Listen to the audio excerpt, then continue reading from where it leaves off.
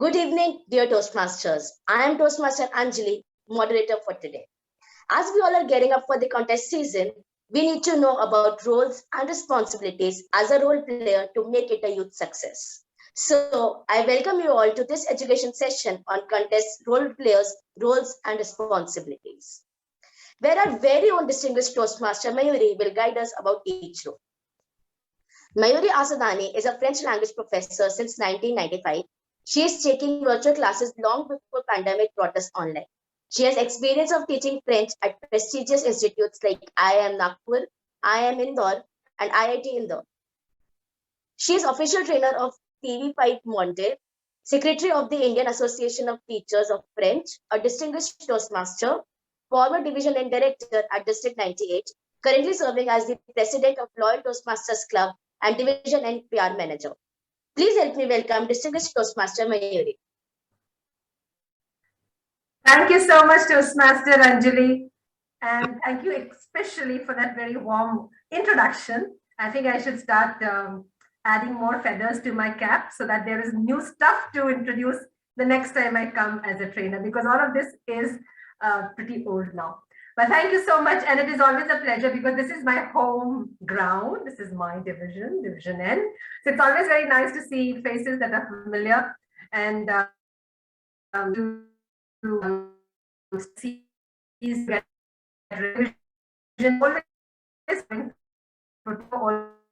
right way. So we need to know, and we need to do a little bit of revision before the exam, before this contest cycle. So without taking any more time, I'd like to just ask you, and all of you, please, if you can, turn on your videos. It's nice. You can unmute yourself as and when required, and I request the Zoom master and the team to please help me there. And so I would like to ask you all first of all. So who are the people involved whenever we say contests? Contest chairs, chief judge. All right. Others? Participants. Oh yes, the contestants. Without them, there is no contest. Absolutely. Who else? Ballot counters, timers. We need them because who will time? Who will count? In virtual case, Zoom master. A very important role indeed, Yash. Zoom master. Without the Zoom master, we are going to be clueless. Anjali said something. Sergeant at Arms. Oh yes, because he needs to start and close, without which the contest is not considered to be adjourned. True. And backup for timers and Zoom master if something glitch happen. Oh yes, Anshul, you're bang on correct because we need backups. Yes, and that too in the world, technical world. Any other people that we are leaving? Think. Specific to evaluation contest, target speaker. All right. Did we mention those people who are going to keep the ballots in their hands and listen to your speeches? Voting judges. Judges. All right. And, Audience. oh yes, I was waiting for someone to say audience. After all, a contest is not just between the contestants and the organizing team and it's done. No, a contest is also for the audience who's going to listen, cheer, clap, and in the virtual world, use the emoticons and the reaction buttons, etc., etc. But that is precisely how we're going to be prepared for the coming season. And whatever you learn here, please do share it with your clubs as and when it is required. So I will like to share a quick PPT. I'm going to go very, very fast, and I request Zoom Master to kindly, okay, is it on full screen? Yes. And I will minimize this. In case you have some questions, you can please reserve them for the latter half of the meeting. And the Zoom Master can help me in case there is someone who really, really wants to ask a question because I will not be able to see you. All right, let's go. So the contest is all about a lot of role players that we've already covered and the audience members. And the most important role these days, the Zoom Master. We've already covered all of this. So the entire team needs to be well prepared and needs to know when to begin, how to begin, what to do, where to find all the resources. We'll quickly cover all of that here. So as we already know, your club will first of all decide on the club contest date, but it has to be decided in accordance with the area contest date. For your information, if you have your area contest in mid-October, then you need to plan accordingly and take your club contest 2 weeks, 14 days before the area contest. And then, of course, start with your preparation 3 weeks before you decide who is going to be the contest chair. The contest chair will also appoint the chief judge. The chief judge will also decide to take assurance and commitments and get his voting judges, his tie-breaking judge, the contest officials. Before 1 week, 1 week before the contest, please be sure that your entire kit is ready. The contest chair kit, the chief judge kit, the photocopies, all the scans. I say photocopies, but actually it is scans now. It's not really photocopies anymore. But all of this is important 2 weeks, which is why if today we are on the 12th of September, it's now that you really, every club really needs to have in place the teams that are going to organize the contest at the club level. So let's go to the next slide. Okay, 1 week before I've covered that. So how does it start? You decide on the date, fine. After that, the club will decide and ask the Vice President Education to appoint the contest chair. This contest chair will appoint the chief judge. At the same time, if you notice, so the Vice President Education will appoint the contest chair and will ask for nomination from the club members to come forward and contest. And in this cycle, we have the humorous speech contest and the evaluation speech contest. So fine, as of now, nominations for these two. And the contest chair, when he appoints the chief judge finally starts appointing his tally counters and timers and judges, voting judges and tie-breaking judge, with the help of course, the club members. So chief judge can take help of the club, actually the contest chair, the Vice President of Education. The club expert and the club VP Education can also reach out to the concerned area director for help. All right. So this is who appoints who actually. Now, when we start appointing, we have to be very clear about the eligibility. The first condition, of course, is always you should be a paid member, and your club also should be in good standing, which means it should have a minimum of 12 members who've paid, and all of that should reflect on the dashboard. Also, sometimes speakers come forward and contest, and in the contest, they use a project in their respective path, and they give a speech from that. It's perfectly fine to do so if they wish to, but then there should be an evaluator in the room who should give them a written evaluation later on. And of course, this doesn't really apply to us anymore because all our members are largely new. Otherwise, those who had joined much before 2018 May can use the old manuals, but now this doesn't apply. Okay, contestants who want to come into district leadership positions and those two elected district leadership positions in the next term cannot serve as test speaker at area, division, district level. Now, I know we are running an evaluation contest now, which means we're only in September. We don't know who wants to come forward in an elected district leader position. So we're pretty safe in the month of September. However, after January, we will have to start being careful whom to invite as a test speaker, because then after January, you will also know who are the people who want to come into district leadership. At the same time, and particularly these days, because members are Toastmasters and members of more than one club, so you should know how it works when there are members who are members in two clubs, not necessarily in the same area or division or even district, but you are a member in two clubs. Now, at the club level, you can contest. You can contest from both clubs. And we really hope that you do win. But if you win, you'll have to decide which area you wish to represent. You cannot represent both areas if it is the same type of contest. If it is humorous speech in both clubs, then at the area level, you have to decide. But if you are contesting at humorous speech in one club and evaluation in another club, and you win in both, then you do go to the area, and then you can carry on forward even at the division or the district level. So the same type of contest is not allowed at the area level, right? Ineligible to contest, who are people who cannot contest? Well, of course, the contest officials, the timers, tally counters, sergeant-at-arms, contest officials who are competing cannot take on roles, and vice versa.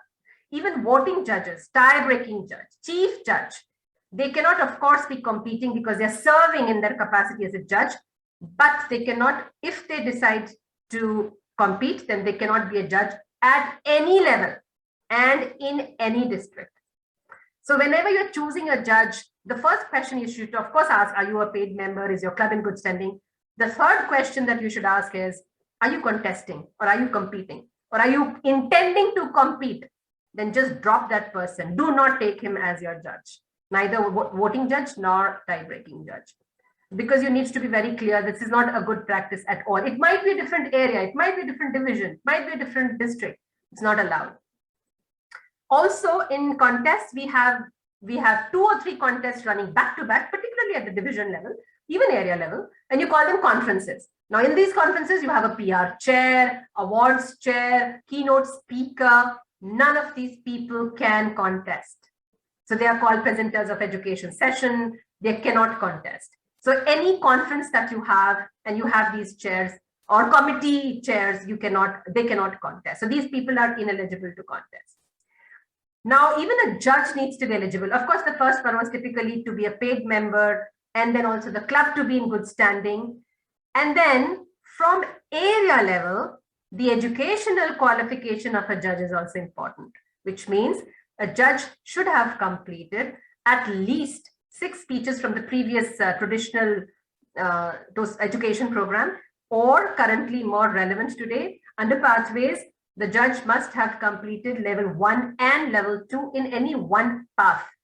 This is the minimum criteria of education at the area and then upwards, area, division, district level. And from experience, I say, choose your tie-breaking judge very wisely if you're the chief judge. And this has happened in one of the contests a year ago. We had 3 contestants, ABC. We had 5 judges. And this is the tally score. The tally counters shared this.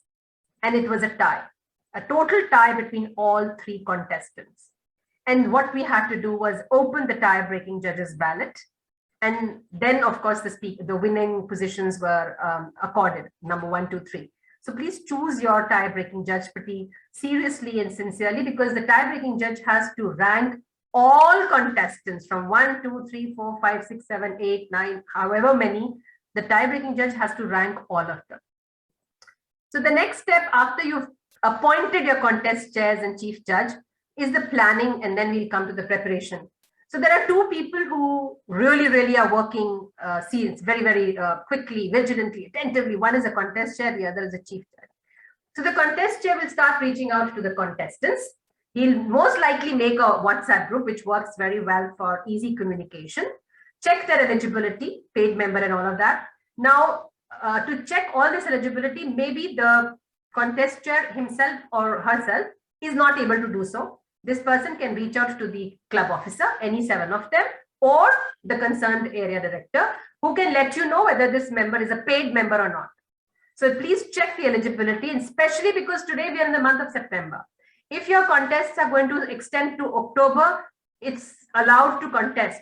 But after October, if your winner does not pay and renew his membership, he will not be allowed to contest further. So as a contest chair, you need to be aware whether this member has paid or not. So we make a WhatsApp group. We keep telling our contestants what to do, what not to do, which means the audio equipment, the technical know-how of your home Wi-Fi system, etc. The light should fall on your face, all of that. Also, point number 5, when I say assign mentors to contestants. Right in the beginning, when we said a contest is about contestants.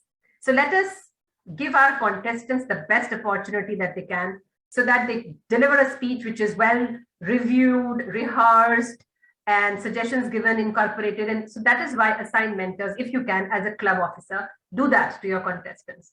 And I know we don't have too many expenses, but if at all you have some club expenses, prepare for those as well. Certificates and trophies is what we largely have. The chief judge also is parallelly working hard.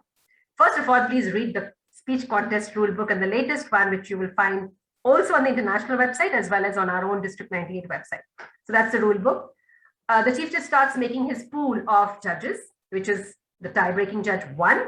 And so he's not in the pool, but the other voting judges. Again, the chief judge will also go ahead and check the eligibility. Please ask for help to your area director in case you need to.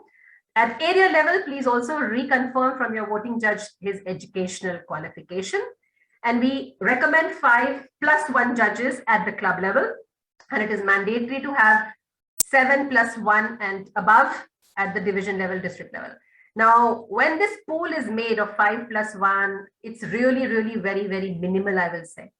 We are in an online world these days, and anybody can have a technical problem at any point of time.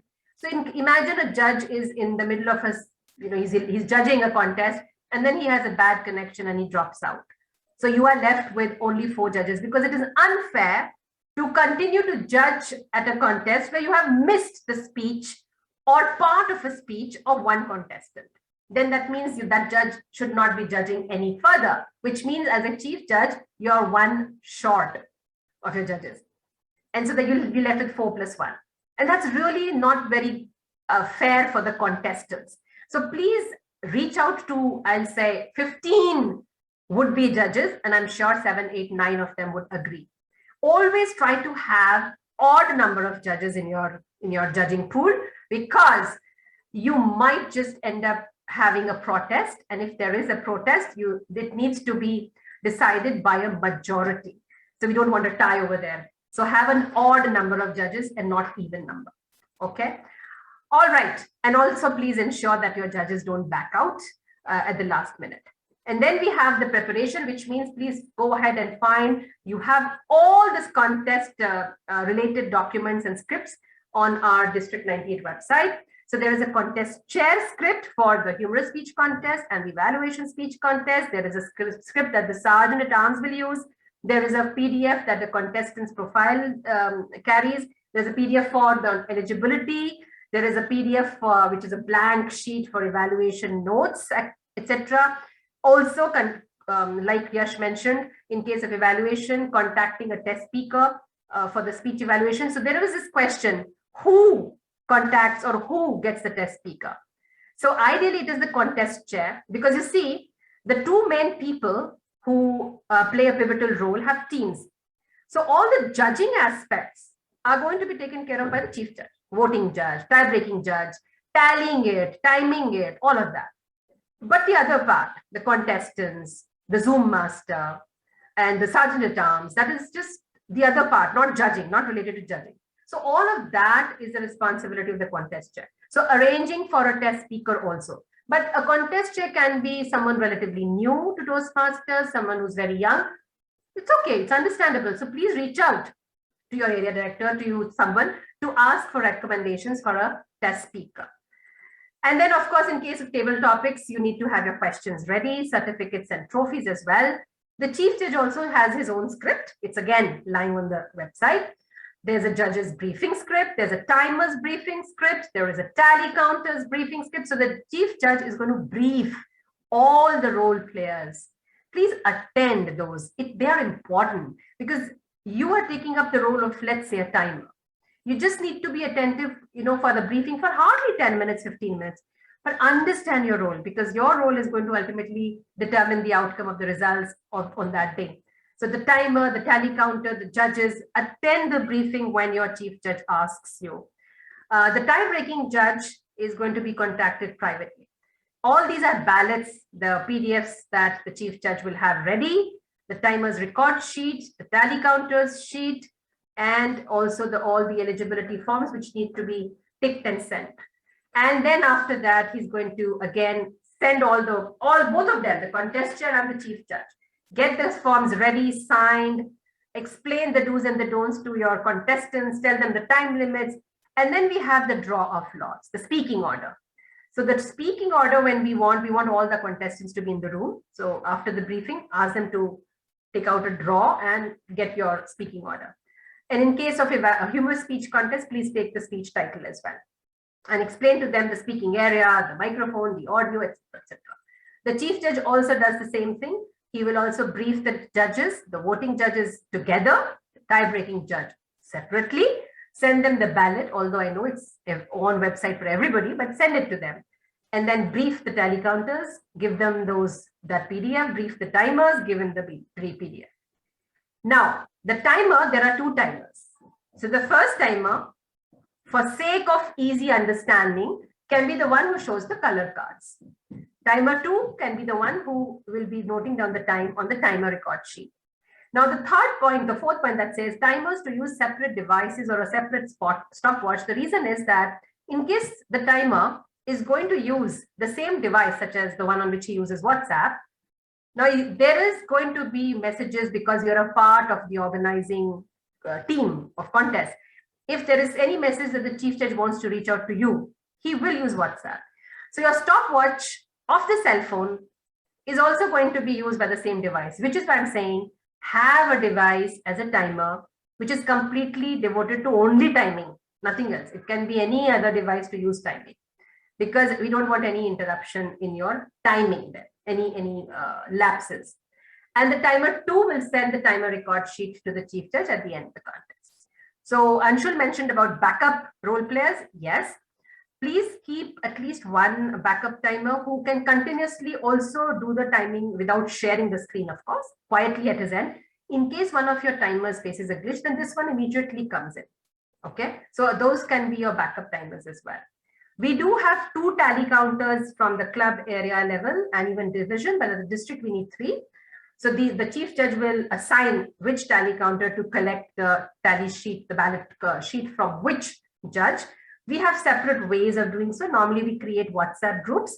So the voting judge will just drop the ballot inside that particular group and it's done. The tally counters and the chief judge will then tabulate the result inside the breakout room after the end of the contest. The tally counters are requested to refrain from discussing who got how many marks, who was first, second, nothing at all at the end of the contest. The Zoom master, in a very, very important role for a very smooth flow, well coordinated contest, we need a Zoom master. Please choose a Zoom master who had at least some experience. And please update the latest versions, because we do keep getting new updates. So have your latest updated version installed. And also decide, because there are people who are co-hosts, there's not just one. So there are co-hosts, maybe the chief judge, contest chairs, chief sergeant arms, maybe someone else as well. But please assign tasks. Who is going to do what? Not everybody will let people in, because as a co-host, you can see who all are in the waiting room. By instinct, you want to let everybody inside. Please don't do that. So assign one task to each one so that there is no overlap and everything is really very smooth. The last recommendation, which I always say, is do not lock the meeting. It is our instinct to lock the meeting because we don't want any interruptions. I agree. But sometimes if a member drops, imagine someone is in the breakout room evaluation contest and has a technical glitch and breaks out. Now, how will he come back? He is dropped out and the meeting room is locked. So he'll take his cell phone, call the contest chair, because then the contest chair will tell the Zoom master, open the meeting, then this person will come back in, then you put him into the breakout room. It's taking far more time. And as Zoom masters and co-hosts, we can see who are the people in the waiting room. Don't let them in. Let them in only during the silence, but do not lock the meeting to save time for those members who might just face some problems. Okay. So finally, when the contest happens, the sergeant arms starts the contest, hands it over, keeps a watch in the room, and in the case of evaluation speech contest, will go to the breakout room. The contest chair will conduct the contest. The chief judge will be very vigilant on the WhatsApp and hope that nothing goes wrong, because split-second decisions might have to be taken by the chief judge if anything goes wrong. It's the chief judge who can take a decision and stop, pause, instruct during the contest. Timers will be so busy timing, they will not be able to enjoy the contest at all, unfortunately. And the tally counters will actually enjoy the contest because their work actually starts later. So once the contest ends, the contest chair will conclude, the chief judge will collect the tie-breaking judge's ballot and the timer's record sheet. The tally counters will collect the voting ballots, the ballots from the voting judges, and they'll all go to the breakout room. And then we wait for the result. So in case we have 4 scenarios. In case there is a protest, then the chief judge, which is written on the lower half, the chief judge will call the judges inside the breakout room, explain to them, this is a problem, there's a protest. Now, the person who raised the protest will be asked to come in and prove why it is a protest. And by prove, we need to prove that it is on the basis of originality, which is the first point. Eligibility, originality means in a speech of humorous speech contest, for example, there is content, and this content must be yours, original. In case you do use material from outside sources, let's say from internet, please give due credit to those sources. And your content should not exceed beyond 25%, which is taken from somewhere else.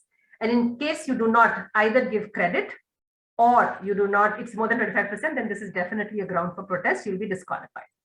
Eligibility is something that we've already discussed, actually, paid membership and all of that.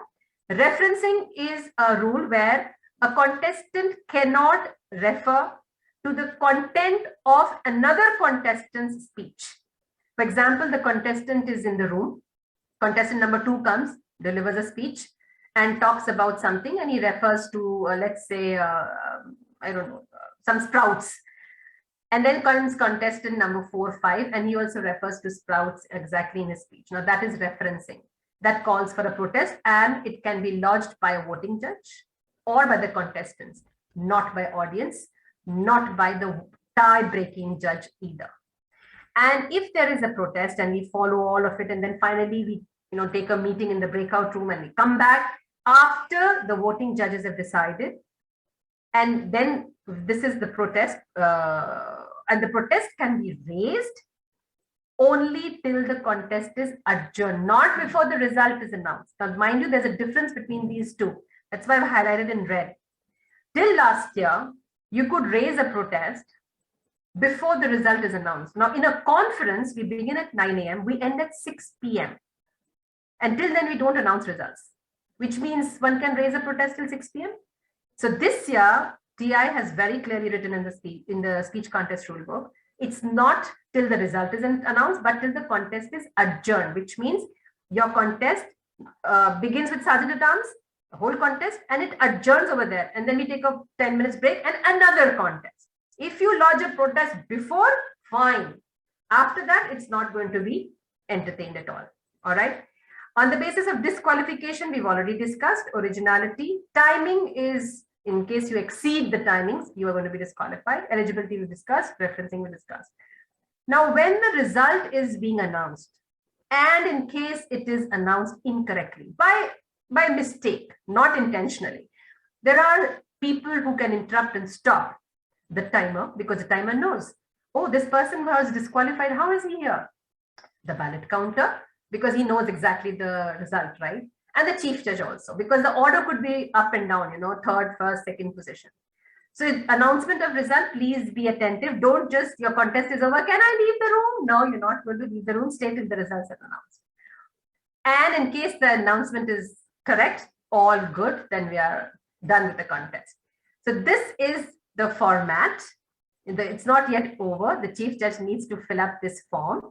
This is called the notification of contest winner. Fill up all the details and please send it to the next officer in hierarchy, which means at a club level contest. Fill this up, send it to the relevant area director.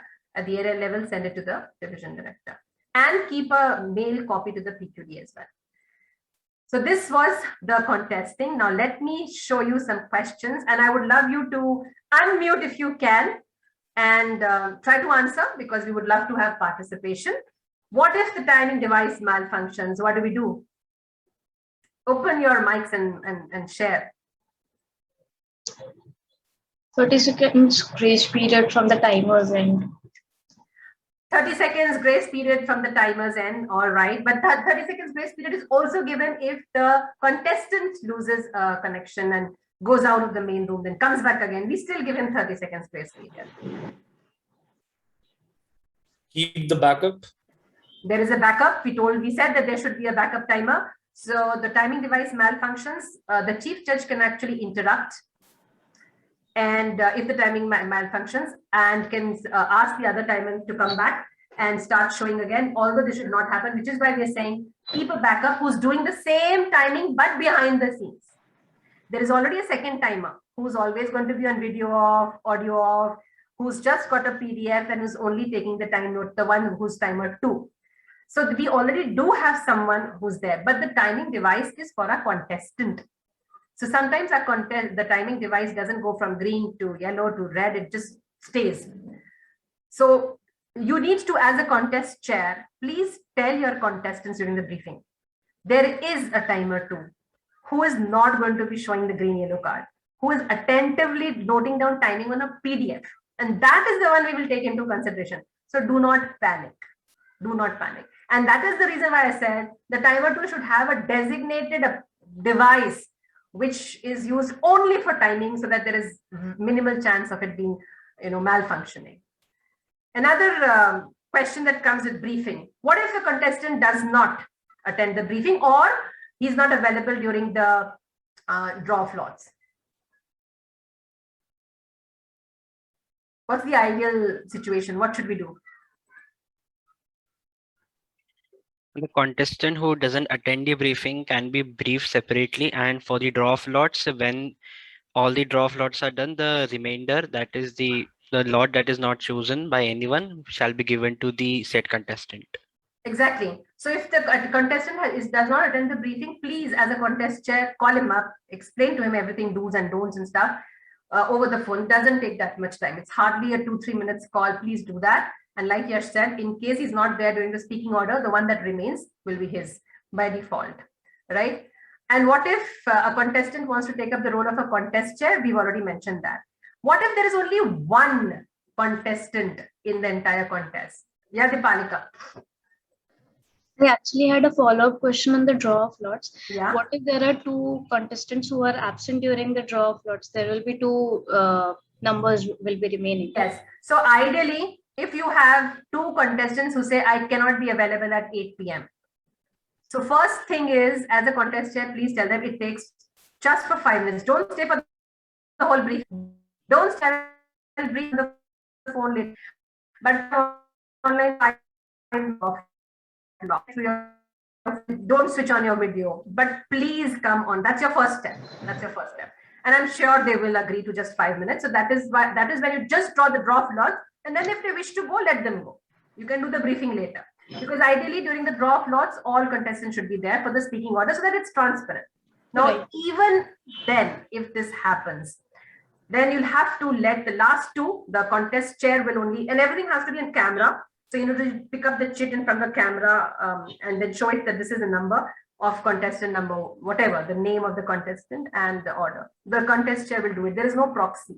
Not another contestant who can take up on behalf of the ones who are missing. No.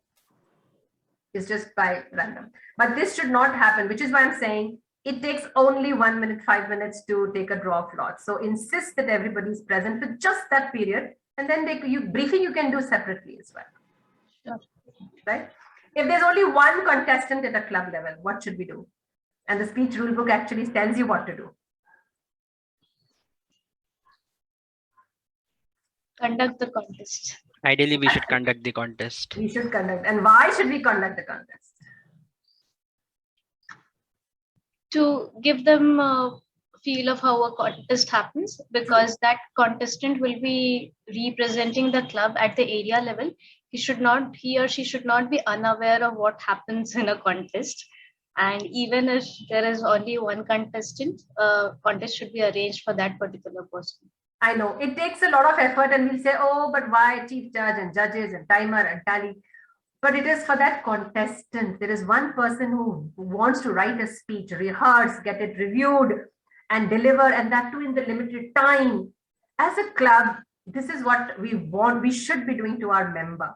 And then, like Dipalika said, this member is ultimately going to represent the area. Let us give that contestant the best possible experience of contesting, even if it is just one, or delivering, actually, not contesting, delivering the speech at that level with proper protocol in place. Okay.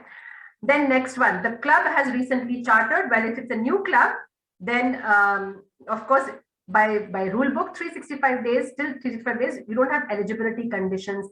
For example, Raipur Toastmasters Club and InfoSeps currently are new clubs in our division, in Division N. So they don't have the restriction of having any educational qualifications, which starts at the for the ISC, for that contest, international speech contest. We're not talking about that right now. Okay. Contestant is a dual member. We've already covered that. Contestant status is unpaid. Now this contestant status is unpaid, although he had renewed. What do we do? What can we do? And what should we do? We can write a mail to TI for his status update. And true, that's the only way that we can verify and allow this contestant, because The contestant paid to the club did not pay.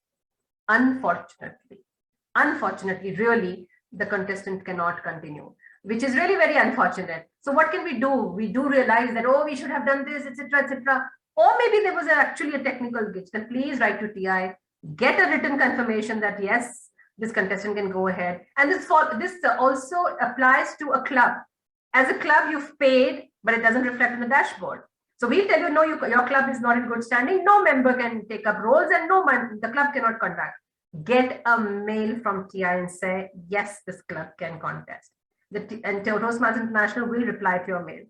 So please do that in case you feel that a contestant says he's paid and the club is good in good standing but doesn't show. Do that. Judging ballot is not signed. We discard it completely. And it needs to be signed on both sides, the left and the right. What if a judge gives only 2 positions, whereas in the contest, there are more than 2 contestants. There are 3, 4, 5, 6. He gives only first and second and signs the ballot and gives it to the tally counter. Discarded. Can't be considered. Yeah, and that is why I said, please have 7, 8, 9, 10, 11 judges. If someone, for some reason, misses, not intentionally, even by mistake, at least we'll have valid ballot sheets with us, right? What if a winner at a club level takes a transfer to another club in the same division but different areas? What do we do?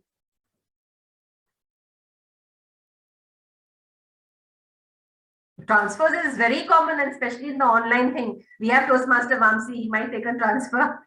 So there is the transfer is a very thing. How do we member who's at level or even at the area level and then takes a transfer in another division? He cannot contest And why? because he is no longer the member of a club which he represented. And through which he began his winning streak, right? Exactly. So the home club, let's put it simply, the home club of a winner cannot change at any level. The minute the home club changes, the person is ineligible, disqualified to continue ahead. And then whoever was second in position would be asked to take over. So do not run the risk whenever your member is wanting to transfer and is a winner, actually tell him, oh, wait, don't transfer, okay? So all of these were the questions which came with what ifs.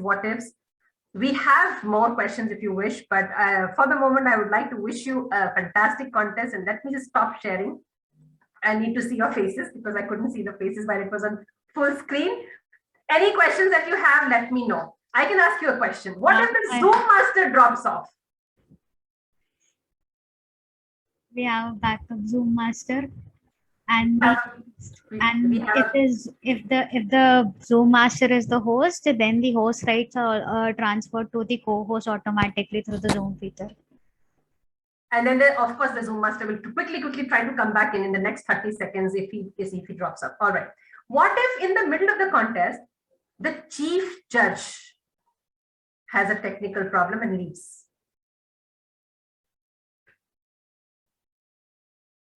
It's all right. He can rejoin. Brajesh, would you like to say something? As you already mentioned, like, before contests or anything, you have to be prepared with your internet connection. You have to check every devices, how you're going to connect. So it's, even if you are participating in any contest, if you have taken any responsibility, so it's your duty to check your internet connections first. So I think you need to be prepared. Why you, like, how do you face the technical glitches? Either you have an internet problem or a device problem. So at least device problem is hardly you face these problems with the device, but most of the time you face problem with the internet. So keep the backup of 2 internet connections. You can have one from mobile or one from Wi-Fi. That's the ideal, exactly. I was waiting for someone to say that. As a chief judge, you are taking on a responsibility to be there. And nobody can guarantee, nothing. So please be on 2 devices for that particular period during the contest. So that in case you lose connection from one device, you would still be there from the other device. And in case for some reason the chief judge does not have 2 devices, Ria said the contest will still go on. Well, because the chief judge is not doing anything. It's the judges who are judging, actually. The judges have to be present and they have to have the ballot in front of them, etc. The chief judge can drop off. He has WhatsApp. He'll say, I've dropped off. I'm coming back. Just 2 minutes. And he comes back also. No panic. Stay calm and carry on. And then, of course, if it's possible to have 2 devices, that is ideal. So that is your, if in case the chief judge also ends up leaving the meeting room, because anybody can leave the meeting room, the contestant, the timer, the tally counter, the chief judge. So always think of all these scenarios. In case this person leaves, what do we do? Think of these. Yes, Sapna, you have a question? Yes, ma'am. So my question is, why tie-breaking judge needs to rank all the contestants? So what happens is, ordinarily, we hope there is no tie. Okay, like the sheet that I showed you. But in case there is a tie, then what do? We have to give marks to everyone. And we have to give marks based on the tie-breaking sheet. So I'm not explaining it very well. A tie-breaking judge has to give ranking from 1 to 10, because the first, second, third have been decided by the voting judges. All right, okay. Now, as an officer or as a chief judge, you're going to fill that notification form, right? That I showed you on the PDF. Now, over there, you will fill in number 1, this winner. Number 2, this was the winner. Number 3, this was the winner. Please put also who was number 4, who was number 5, who was number 6. Where will you get this number 4, 5, 6? Where will you get it? You will get it only from the tie-breaking judges sheet, because judges don't give you that. Judges just give you first, second, third. Yeah. The tie-breaking gives you 7, 8, 9, 10 also. Why do we need 7, 8, 9, 10?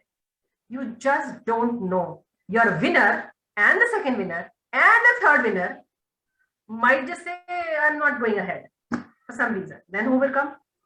The 4th, the 5th place. It has happened at IIM Nagpur. The 6th placed position winner came forward. 6th place.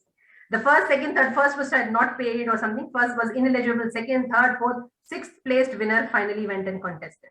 How do we know who's 6th? From the tie breaking. Yes, we had to raise a raise of hands. What if the tie breaking judge itself forgot to sign the ballot or did not mark all the contestants?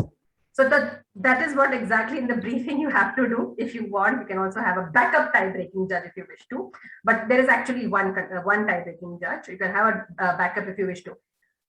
So the minute that the ballot reaches the tie-breaking, tell him sign, sign, sign, sign. You literally have to follow up. Sign on both sides. Sign on both sides. Remind. Please rank all of them. Please rank all 1 to 10. You keep reminding, they will do their job. They will not miss it. And if they don't sign the tie-breaking judge, but in case they've actually marked 1 to 10, you still have the order of 1 to 10. But I will say signing is important. Actually, it has happened in the past that we send the ballot back to the tie-breaking judge and say, sign and send it. So sign and send it. So unless and until it is signed, we don't accept it. So it has to be signed. All right, Yash. Yes, ma'am. So, ma'am, do we have any tool or anything to check the eligibility of any contestant who is contesting? Yeah, so there is an eligibility checker. I think if you do write exactly the same word, eligibility checker, you can find it. But it is accessible only to club officers at the club level, area directors at the area level, division directors at the division level. So a normal member, I mean, if I say a normal member, I mean a non-club officer will have to seek help from a club officer or from the area director to help you find the eligibility checker, to help you use the eligibility. Okay. All right. Since we are only a very few minutes to go now, I would still like to nonetheless take you very rapidly through the judging ballots, the judging ballot and also the judging criteria, right?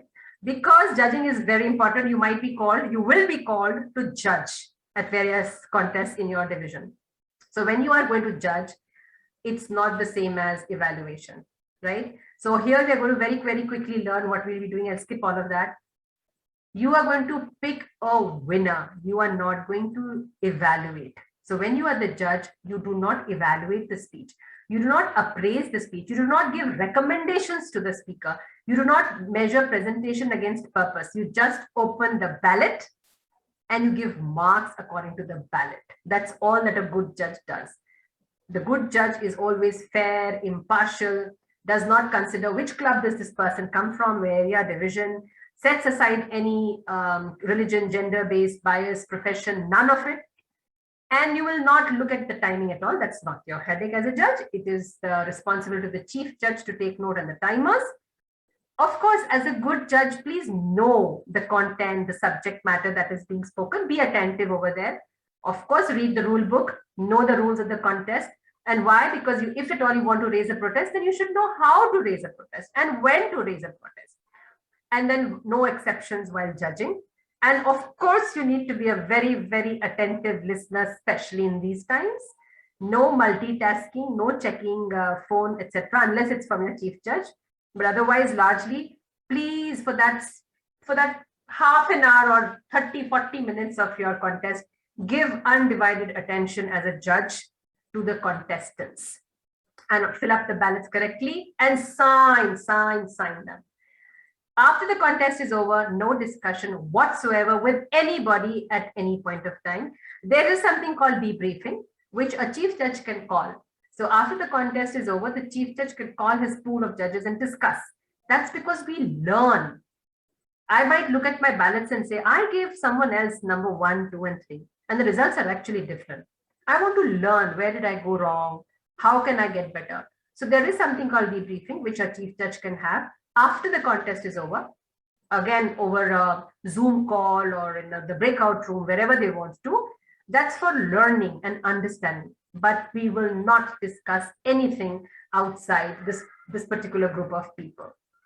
Okay. Now let's talk about what can come as an obstacle when we are judging. The speaker position. We are very attentive to the first speaker, maybe the second also. By the time it is the 7th, we start getting tired. As a judge, please be attentive even to the last speaker. Champion of the underdog. You say, oh, this fellow, he's handicapped, or maybe you sympathize with him. Looking at him, you look, oh, he's really nervous today. Let me, give him some extra marks. No. Halo effect. Oh, he's a winner, he's a division champion. His speech is definitely very good. No, a division champion might not give the best speech that particular day. The second time round, for example, we say, he's already won the first time. So let's give him another, he is bound to win. Winner always. Giving someone else a chance. Oh, he's been attempting 3 times, last year also, year before last also. This time, let me give him a chance. Nothing of this sort. And when we say not the norm, sometimes we are very biased. In our club, we are very professional. We always wear very formal clothing, right? Our attire is very formal. But the speaker comes in not such a formal attire. Please don't judge him based on his physical appearance, unless it is written in that ballot, unless it is a part of the judging criteria. So what we want you to understand as a judge, voting judge and tie-breaking judges, to focus only on the ballot that Toastmasters International has provided and on nothing else. You must have heard the speaker umpteen times before, because particularly today in the online world, everybody's heard everybody. So do not give any, any reference to the previous one. Do not think about it. Now, all of this before the contest, attend the briefing, log into the Zoom room. You don't have to rename yourself unless your chief judge tells you to rename. Keep your video off because we want you to be attentive and listening to this contestant's speech. All of this you do before the contest. Sign your eligibility form, all of that. During the contest, remember to listen attentively to the speaker. At the end of the contest, tally the scores, sign on both ends, send it to your designated tally counter. So as a judge, all of this you have to do from before to during to after. Attend the briefing. In case of humorous speech contest, if you notice, this is your ballot and you can find it on all websites, the district also and international. Your content is for 55 marks. The delivery also is very important, 30. And language also is important. When we talk of content, 55 marks, so we talk about speech development. It is a speech. It has to have a beginning, a body, a conclusion. There has to be transition. There has to be a flow. There have to be relevant examples that this person weaves into his speech. There should be smoothness and fluidity when he delivers the speech and he presents it to the audience. Effectiveness is, when you ask yourself the question, what was he talking about? Does it make an impact on you? And you will say, did it, the title of the speech and the interest that he had, or did he capture your attention as an audience? You're also an audience member. As a judge, you're also an audience. So was the speech, the speaker able to capture your attention? And was the subject matter appropriate? If it is humorous, was it actually humorous, or was it all about motivation, etc.? Ask. That is the effectiveness of the speech content.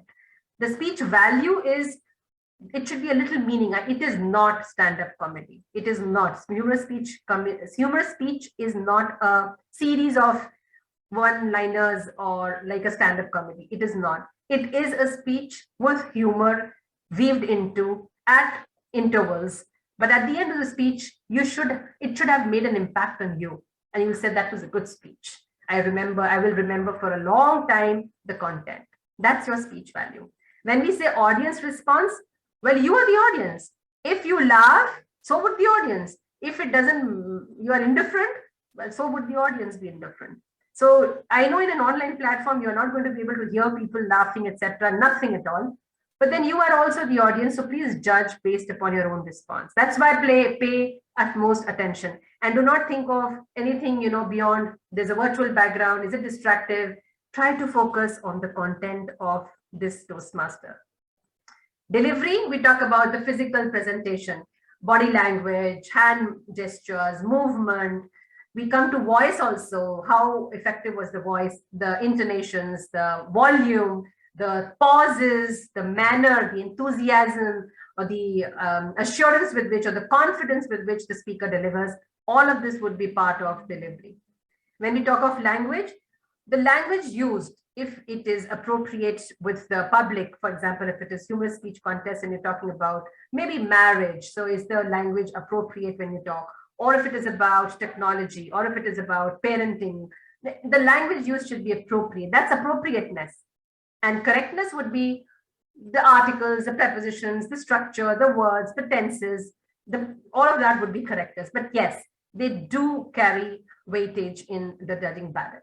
Now, I know we don't have time, but otherwise this is a wonderful speech which we can go watch and then all of us can give marks. But then allow me to go to the next one very quickly, which is the evaluation speech contest. Again, 40 marks given for analytical quality, 30 for recommendations, 30 for technique, and then a summary is extremely important. What do we mean by analytical quantity? As a judge, you would have also heard the test speaker. After the test speaker goes away, then these speakers, that contestants will go into a breakout room, make their notes, come back. Then they come and deliver their evaluation, the speech. So how analytical was it? Did they actually highlight the good things of the speech, the strengths? Did they also let the speaker know about the weaknesses in the speech, and not the speaker, actually, the speech? And how clear were these comments made by the evaluator? How clear were they? All of this is the analytical quality of the evaluator. We're talking about the evaluator, right? And the recommendations, of course, all the evaluators will give recommendations, but what kind of recommendations they were? Positive, suggesting improvement, encouraging, empathizing at the same time, highlighting the good ones, because we're always very positive in our recommendations. The technique that this person used, because you have to be sensitive to the feelings of the speaker as well. And at the same time, encourage him to do better the next time. So what technique did the evaluator use? And summary, 15 marks. Just before he says, thank you, over to you, contest chair, did he summarize the good, the recommendations, the weaknesses, and quickly summarize all in 3 minutes and 30 seconds? It's important to be able to summarize as well. So all of this, as a judge, you will pay attention to in case of an evaluation speech contest. And then there is this video, which is in a very nice video for evaluation speech contest. You can go and watch that. So this is all about your contests, and I will stop sharing. I am exactly at 3 minutes to 7. I'm sorry to have taken up quite a bit of time. Questions, anybody? No questions.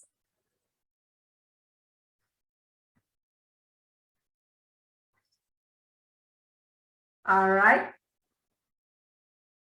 Any questions, anybody? So would you, I don't know how, Dipalika, you would like to do this.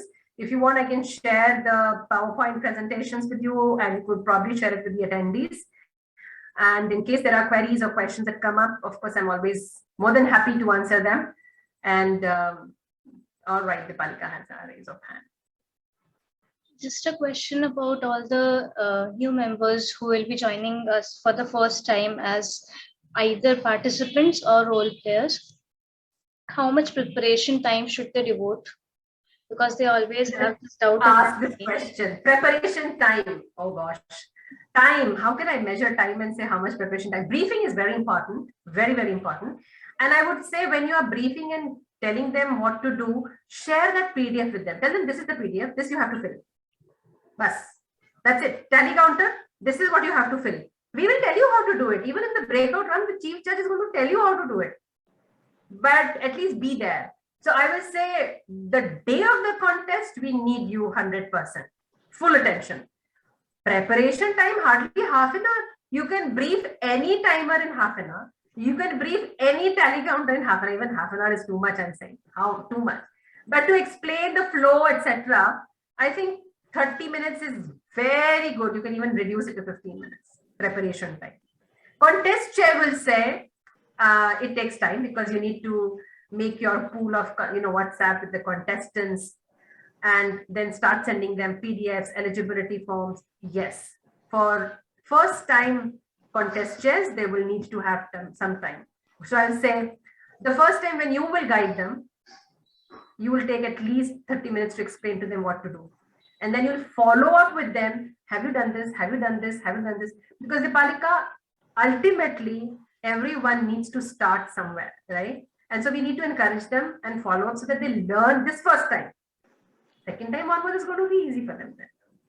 Because many people are quite afraid to take up roles, the bigger ones, especially the contest chair for the And the very chief first time, judge. even if they are really good speakers at their club levels. Yeah. Because And they don't chief judge know role, what. Chief judge role, I will not recommend also to newcomers, because it's not advisable. They have no experience. So chief judge role, let them observe as tally counters, sergeant at arms, timers. Let them attend the contest. Well, this is what is a contest. And after that, in the next cycle, next time, maybe 1 or 2 attempts, then give them role to judge, because and in the pool of judges have some who are DTMs and level 4s and 5s, etc. Have some who are really new. When will they learn otherwise? Have some who are men, have some who are women, because we have a brain, men and women brain. Have some who are old, who don't understand Harry Potter and Game of Thrones, but then have some who are young and who do understand these things, because your speech might have these. So it will go all about. So this pool of judges should be really very balanced. It's good for good practice for the contestant ultimately. So I think your newcomers have a diverse pool of judges. Yeah, exactly. That is for the chief judges. And Dipalika, the first timers, all your new club members, for example, even the Raipur Toastmasters Club, I'll say, get them to take up tally counter, sergeant, timer in all clubs in your division, so that they see what it is like. And then they'll start understanding, okay, this is a role, and there are scripts. Everything is script already. You just have to rattle it off, right? And then they will get the confidence to take on the second role, which is probably contest chair. Even at a contest chair, if you can guide them, then maybe they'll be able to take it as well. Thank you. You want me to take on the task of guiding everybody? I'll do that for you as well. No, I think if we have good briefing for the chief judges and the contest chairs, half of the work is done. Absolutely. Actually, contest is not that difficult. It is just that it takes at least a little bit of effort to take on the role of the contest chair and chief judge. That's where we tend to just run away. But also, one more thing, just to discuss among ourselves, and just so that we get the views of everyone, contest doesn't end after the declaration of winners. There are some of the tasks that are done after the contest ends. The notification of winners needs to be sent to the next officers who are there in line. The certificates should be sent properly. The judges should be thanked. The WhatsApp groups should be closed up, and all of these things. So it should also be taken care by the role players itself, and should not be left just as it is, because when you put so much effort in organizing a contest, it is very much important that you wrap it up in a good manner. True. And I think the minute the contest is over, at times when this comes with experience, The minute the contest is over, we have already a PDF open, all the details done, fed, and that's it, sent to the next officer, and my work is done.